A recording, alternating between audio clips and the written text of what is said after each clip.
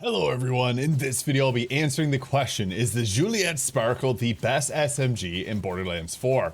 I'm going to start this video off just by saying no, it's not, but it is extremely versatile and a very good weapon in general. There are going to be 4 different weapons that we compare in this to today, or 4 weapons total. With the Kaoson's heavy nerf to Toric stickies, it is out of the question here. So we got ourselves the Juliet's Sparkle. This can come with many different roles. That is where its real strength lies. Now, I'm going to be using a cryo and corrosive here just to keep it fair alongside the Flash Cyclone and Darkbeast here, but this can come with any element. That's where it becomes really strong because it's the only shotgun that's going to do insane damage against fleshy health bars, so fire damage. Its special ability has a 33% chance for stars to fall that'll deal 5,742 damage.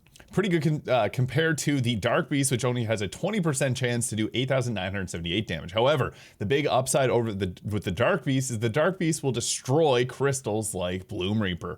And the Darkbeast will also pierce, making it an insane weapon for Bloom Reaper because you can line it up, pierce, and it's going to have ricochets from Jacobs. All of these weapons we'll be comparing have Jacobs on that, which makes it great. But the best role for the Juliet's Sparkle is to get that shotgun ammo on it. Now, a lot of guns really benefit from the shotgun ammo, much like the Darkbeast does, much like the Jailbroken Gatling, which we'll also be comparing. Now, I did a bunch of testing, and I'm going to show you guys that, and I made things as consistent as possible. Just swap that out. So the Jailbroken Gatling here is great because this will increase the fire rate the longer you fire, but honestly, the Juliet's Sparkle just ends up being a lot better. Now, if you played Borderlands 3, you may remember the Juliet's Dazzle. That's what this is referencing.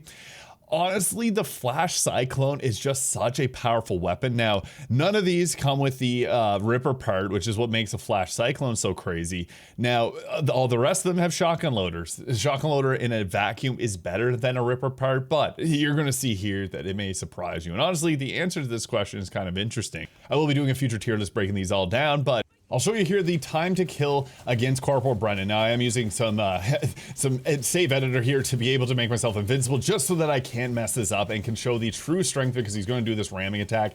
This is actually one of the best bosses to showcase stuff. So consistently 30-second clears against this boss, which is pretty solid, honestly. This weapon is very powerful. And you can see here now that we're doing the corrosive damage that it's starting to do a lot more. And it's honestly pretty solid there. I also have the Watch for Dinner equipped for that extra shock damage, around 30 seconds for a clear. And that was in the shotgun mode here as well. So now I'm going to be using the Jailbroken Gatling, which is also added with the latest update. This is free for everyone. So you can see here, it's a little bit slower with its damage. It'll sometimes spawn off those additional projectiles. This is also being used with the it's also going to use the same damage types of corrosive and cryo here.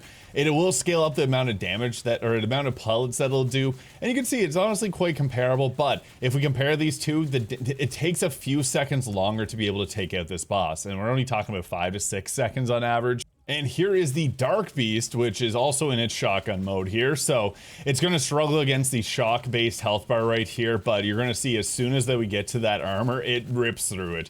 I'm a massive fan of the Darkbeast. I've been a huge fan of this weapon since the game release. I've been constantly singing its praise. I have some people telling me this weapon is not good, and you're going to see here, it is insane, especially if you're going against any type of corrosive enemy. Because those explosions are huge, the bullets will pierce naturally, so you don't need high caliber, and it will clear this boss compared to the Juliet's Sparkle around 5 to 7 seconds quicker on average. So we're looking at around a 25-second compared to the 30 to 31 seconds of the Juliet's Sparkle. Obviously that's not everything, but here is the Flash Cyclone. So you're gonna see it's gonna rip through the shock-based health bar a little bit better.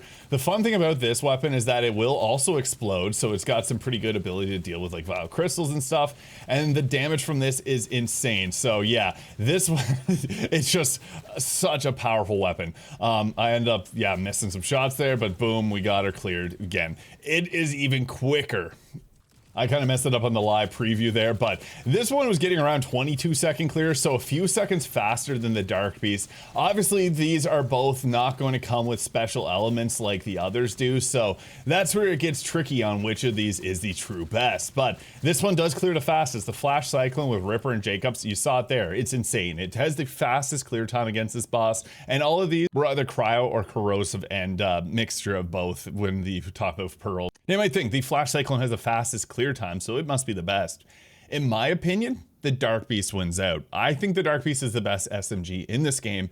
It's got naturally piercing bullets, which means I was using high caliber for the purposes of this, but it means you don't have to use that. You can opt for Deadeye, Skillcraft. It's much easier to mix with a lot of other builds. The big thing though is the exploding crystals. 20% chance. This got buffed. It used to be 5% with less damage. It got a boost to its damage. It actually got damage boost twice, and they do pretty good damage. The thing is, putting it in shotgun mode, you can destroy Bloom Reaper's first phase in a few seconds. Some of the most annoying things in this game are obviously that, so this helps out quite a bit. It can also come with a Maliwan swapper. You don't get the shotgun swapper if that's the case, but having that option means it does compete with Juliet's Sparkle and Jailbroken Gatling in terms of its versatility, and that's where these two really shine. Now, at a glance, you're going to see that the Darkbeast has the lowest DPS out of all three guns, and that's kind of where it gets tricky because a lot of its damage is coming from the explosions, and a lot of it's also coming from the shotgun loader. With Juliet's Sparkle having the highest DPS here with 20k. The thing is, this weapon is probably the third best in the game, in my opinion. It falls behind the Flash Cyclone, the Darkbeast. Each of these are good in their own respective instances. This one obviously being amazing at just general purpose because you can get Maliwan or a shotgun. The Flash Cyclone is just the fastest firing, has a chance to explode and spawn additional projectiles. This one's more so like, it's just crazy DPS against most everything, and it's cryo based, so some builds will benefit from that. But I would say the Juliet's Sparkle is great, and the best part about it is it's probably the best true weapon against the Subjugator in full fight because it can come with a incendiary roll. Obviously want to roll with a shotgun as well, but the ammo will run out quickly and just using a build like this, which has infinite ammo. So there are some downsides obviously to using the shotgun swapper because SMG bullets just have a ton of them. And that's where the Flash Cyclone would end up winning. Now, if we're looking at, there's a lot of builds. Obviously I was trying to use one that's most basic as possible. I'll show you guys the build here. Green Harlowe, I'll have that linked in the comments. Gloam to glow cache would benefit most from like the Flash Cyclone. If most other builds will benefit from the Darkbeast. This is an amazing weapon. It's fun to use, and I'm glad Gearbox added this in. For a pearlescent, it doesn't beat out the other two in its best in class, but it's still an amazing weapon nonetheless. So want to do a little bit of a deep dive. So again, a bit of a recap. This one has about a 40 to 35 second depending. Like this one is, it's not as good as the Juliet's Sparkle. This is getting like a 30 to 32 second clear on average, and I ran this multiple times.